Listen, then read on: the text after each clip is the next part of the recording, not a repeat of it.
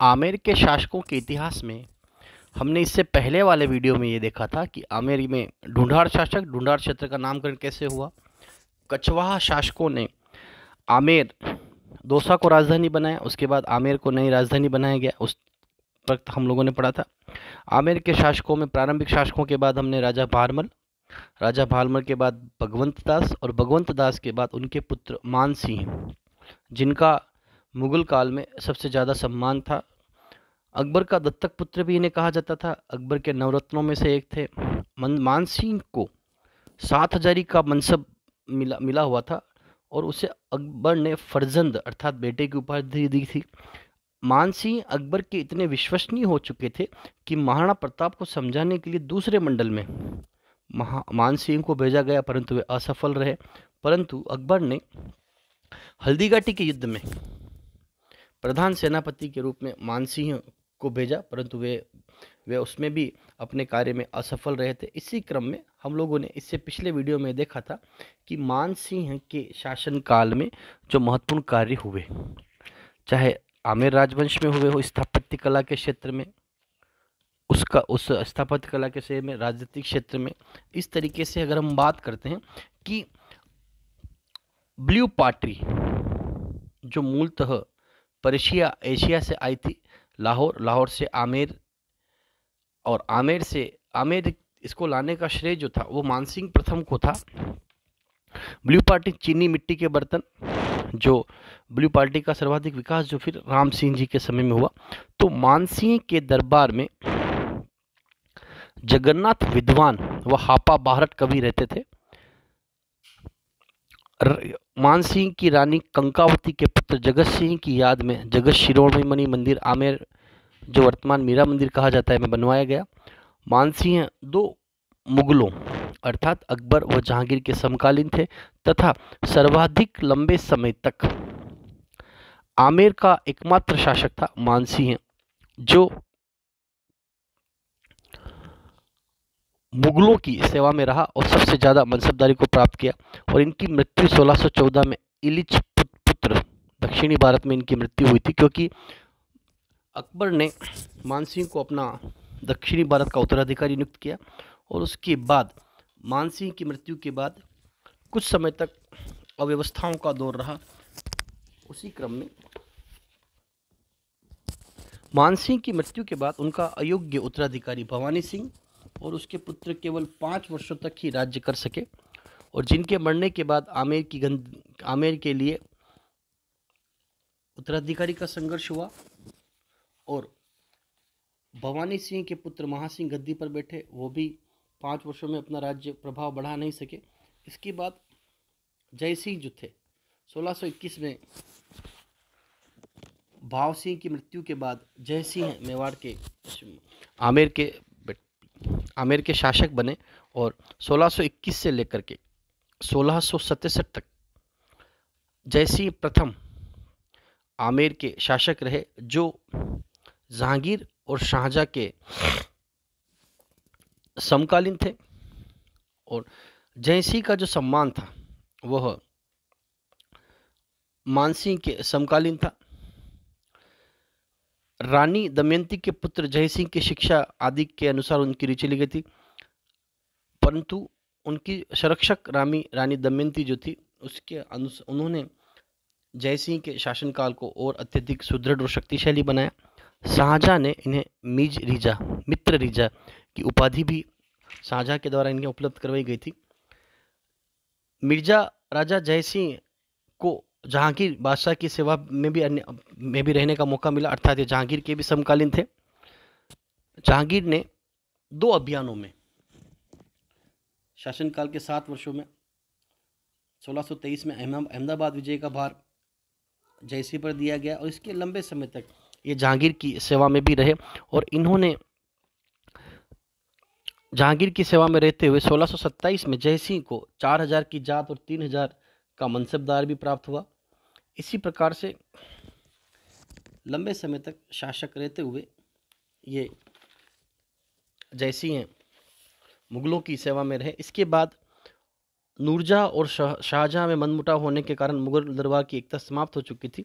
तो जय सिंह ने शाहजहाँ के प्रति वफादारी प्रदर्शित करते हुए मुगलकालीन वैभव में लोकप्रिय बादशाह शाहजहाँ का सदा विश्वास पात्र बने रहे तथा शाहजहाँ के समय में जय सिंह को आगरा के पास महावन में जाटों का विद्रोह दबाने के लिए भेजा गया और जय सिंह ने मुगलों के सर्वाधिक विश्वसनीय स्थान जो प्राप्त था वो जय सिंह को प्राप्त हो चुका था। जय सिंह शाहजहाँ के पुत्रों के युद्ध में दारा के धर्मत के युद्ध में लड़ा, शुजा के संघर्ष में लड़ा, मुराद के संघर्ष में लड़ा और जय सिंह की सेवा में हाजिर हुए। औरंगजेब को वो अपना बताना चाहता था और औरंगजेब जीता। और सबसे महत्वपूर्ण जो कार्य था वो ये था कि दक्षिण में मराठों के विरुद्ध जय सिंह प्रथम दक्षिण में भेजा गया। जून 1665 में जो पुरंदर की संधि हुई थी जय सिंह और शिवाजी के द्वारा, शिवाजी और संभा के बीच में, इस संधि के बाद जय सिंह का ओहदा मुगलों में बढ़ चुका था, क्योंकि यह वह पहले शासक थे जिन्होंने मराठों के साथ पुरंदर की संधि की। जय सिंह का 8वां सबसे सफल कार्य कंधार का अभियान था। 1647 में कंधार की विजय के बाद जय सिंह को एक नया दायित्व दिया गया। जय सिंह औरंगजेब, जहांगीर, शाहजहाँ और औरंगजेब के समय में भी ये मुगलों की सेवा में रहे। औरंगजेब ने ही दक्षिण में जय सिंह की योग्यता और नीति निपुणता से प्रभावित होकर के उसे काबुल और दक्षिणी विजय के उपरांत शाह शुजा की पराजय में जय सिंह का हाथ था। उसके बाद औरंगजेब ने उसे अपने पक्ष में लिया। औरंगजेब का सबसे विश्वास पात्र सेनापति बनने के बाद जय सिंह को दक्षिणी भारत में मुगल के हाथों निकलता जा रहा था। तो शिवाजी के नेतृत्व में मराठों का जो उदय हो चुका था और मराठों के आए दिन अत्याचार की वजह से औरंगजेब ने जय सिंह को सितंबर 1664 में दक्षिणी भारत का सूबेदार बना करके भेजा। जय सिंह को 14,000 घुड़सवारों की सेनापति बना करके भेजा गया तथा अपने 2 पुत्र और सैकड़ों कछावा सरदारों के साथ दक्षिण पर अधिपति स्थापित करने चला। उसे पूर्ण अधिकार प्राप्त सौंप दिए गए थे। पुनः पहुंचकर जय सिंह ने जसवंत सिंह को कार्यभार संभाल दिया। जय सिंह ने सबसे पहले दक्षिण की मूल शक्ति मराठों को वश में करने की योजना बनाई। इसके लिए उसने शिवाजी के सभी शत्रुओं को मित्रतापूर्ण संधि करके अपनी ओर मिला लिया और शिवाजी का समुद्री बेड़ा नष्ट करने के लिए जय सिंह ने पुर्तगालियों से समझौता किया और सहायता मांगी। उसने मुंबई के पास अंग्रेजों के यहाँ भी अपना दूत भेजा और उसे मराठों के विरुद्ध सहायता मांगी। तो जय सिंह ने सैनिक तैयारियों के द्वारा शिवाजियों के शत्रुओं के साथ समझौता किया और 1665 में, जून 1665 में जय सिंह और शिवाजी के मध्य जो पुरंदर की संधि हुई, उस संधि के बाद दक्षिण में कुछ समय तक शांति और समझौता जो बना रहा, उसके पीछे जय सिंह जैसे कछवाहा राजपूतों का ही महत्व था, जिन्होंने मराठों के साथ समझौता कराते हुए मुगलों की प्रतिष्ठा को स्थापित करने का प्रयास किया। जय सिंह की दक्षिणी भारत में मृत्यु हुई, परंतु उससे पहले जानना यह आवश्यक था, जय सिंह के ही पुत्र उनकी मृत्यु के बाद जय सिंह द्वितीय आमेर के शासक हुए। उससे पहले अगर हम पुरंदर की संधि का अध्ययन करते हैं, संधि की शर्तें 11 जून 1665 की रात को तैयार की गई थी। शिवाजी ने अपनी भूलों के लिए खेद प्रकट किया और भविष्य में मुगलों सम्राटों के प्रति सद्व्यवहार का आश्वासन दिया। जो दुर्ग शिवाजी ने मुगलों से जीते थे उन्हें लौटाने के सिवा कुछ और महत्वपूर्ण किले भी देने का वादा किया। इसके बाद जय सिंह ने शिवाजी को इस संधि के बारे में दिलेर खां से बातचीत करने के लिए भेजा ताकि बादशाह को जय सिंह पर किसी प्रकार का संदेह नहीं हो। दिलेर खां ने शिवाजी को पूर्ण विश्वास दिलवाया और सम्मान के लिए उनकी कमर में एक तलवार बांधकर उन्हें वापस जयसिंह के पास भेज दिया। इस औपचारिकता के साथ जो सफल संधि जयसिंह ने की उसको इतिहास में पुरंदर की संधि के नाम से जाना जाता है। शिवाजी ने अपने 35 किलो में से 23 किले और उसके आसपास का क्षेत्र 20 लाख रुपए सालाना आमदनी की भूमि मुगलों को देना स्वीकार किया। महाराष्ट्र के अन्य छोटे 12 किले और आसपास की भूमि शिवाजी के अधीन रहे। शिवाजी के पुत्र संभाजी को 5000 की मनसबदार बनाया गया और संभाजी को सदा मुगल दरबार में रहने के लिए उन्हें नियुक्त किया गया। एक गुप्त शर्त भी रखी गई कि मुगल सेना बीजापुर का शीघ्र आक्रमण करेगी, शिवाजी भी बालाघाट और अधिकार कर लेंगे। मुगल दरबार जीते शिवाजी का अधिकार माना जाएगा। शिवाजी ने मुगल दरबार के प्रति वफादार बने रखने का आश्वासन दिया और प्रति वर्ष 13 वार्षिक किस्तों में 40 लाख रुपए का कर उन्होंने मुगलों को देना प्रारंभ किया। आवश्यकता पड़ने पर शिवाजी ने निमंत्रण पाने पर मुगल सेवा में आने का भी वादा किया था। ये जो एक महत्वपूर्ण कार्य थे जिसके द्वारा शिवाजी को नियंत्रित करना और शिवाजी को नियंत्रित करने के बाद मुगलों के प्रति विश्वास पात्र बने रहना, यह जयसिंह प्रथम के शासनकाल की महत्वपूर्ण घटनाक्रम थे। इसके बाद अगर हम जयसिंह प्रथम के बारे में देखते हैं कि यह 3 मुगल बादशाहों के शासनकाल में ये मनसबदार रहे। उत्तर पश्चिमी सीमाओं, जैसे अगर मानसिंह प्रथम और जयसिंह प्रथम का अगर हम तुलनात्मक अध्ययन करते हैं तो हमें यह देखने को मिलता है कि जो काम मानसिंह प्रथम ने किया वही कार्य जयसिंह प्रथम के द्वारा भी किया गया। जयसिंह द्वितीय 1700 से 1743 के मध्य ये आमेर के शासक बने और इन्होंने 18 नवंबर 1727 को जयपुर नगर की स्थापना की, जिसका वास्तुकार बंगाल निवासी विद्याधर भट्टाचार्य थे।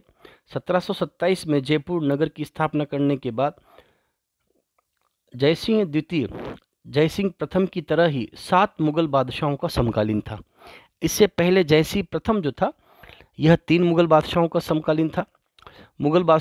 7 मुगल बादशाहों का समकालीन होते हुए जयसिंह द्वितीय ने औरंगजेब, बहादुर शाह प्रथम, जहोदर शाह, फर्रुखसियार, रफ़ी उद दरजात, मोहम्मद शाह रंगीला, रफ़ीक उल दौला आदि 7 मुगल बादशाहों का समकालीन था तथा इसने पहली बार जयसिंह द्वितीय ने जयपुर नगर की स्थापना करने के बाद अश्वमेध यज्ञ कराया और जयपुर नगर की नींव रखी। पुंडिक रत्नकार पुरोहित था जिसने जयसिंह कल्पक्रम नामक ग्रंथ भी लिखा, जो जयसिंह द्वितीय के द्वारा किए गए योगदानों की वजह से उसके लिए लिखा गया महत्वपूर्ण ग्रंथ था। जयसिंह द्वितीय ने अपने 43 वर्षों के शासनकाल में जयपुर नगर की स्थापना करते हुए राजधानी आमेर से दूर एक नगर की स्थापना की जो वर्तमान में राजस्थान की राजधानी है।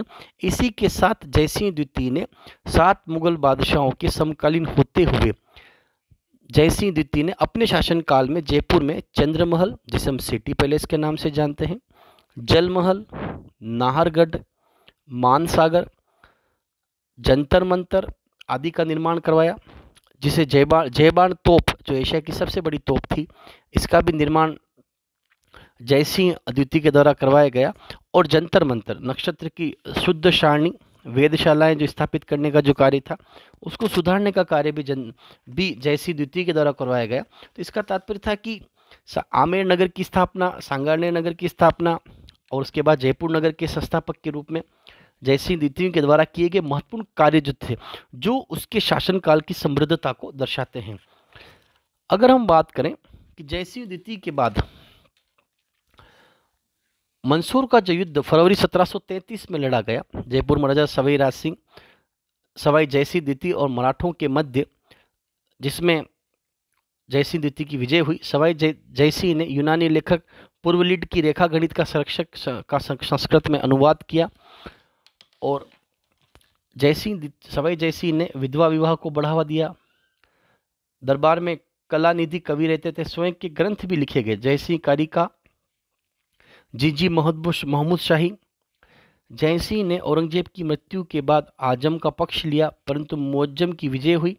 जयसिंह का सबक सिखाने के लिए जयसिंह के छोटे भाई को शासक बनाया तथा आमेर का नाम बदलकर मोमिनाबाद रख दिया गया। देवारी का समझौता। मेवाड़ महाराणा अमर सिंह द्वितीय प्लस जोधपुर के राजकुमार अजीत सिंह और सवाई जयसिंह ने मौजम के विरुद्ध जो युद्ध किया, उसके बाद इन जो समझौता हुआ, इसे देवारी का समझौता कहा जाता है। सवाई जयसिंह द्वितीय की मृत्यु सितंबर 1743 में हुई, जिसने अपनी कूटनीति का उपयोग करते हुए भरतपुर के चुंडामन जाट के विद्रोह, जिसे सवाई मोहम्मद शाह रंगीला के काल में हुआ, जिसको भतीजा बदन सिंह जो ब्रज राज की उपाधि दी गई थी, डिग का शासन स्वीकार किया गया। डिग जिसे जैलमेलों की नगरी भी कहा जाता है।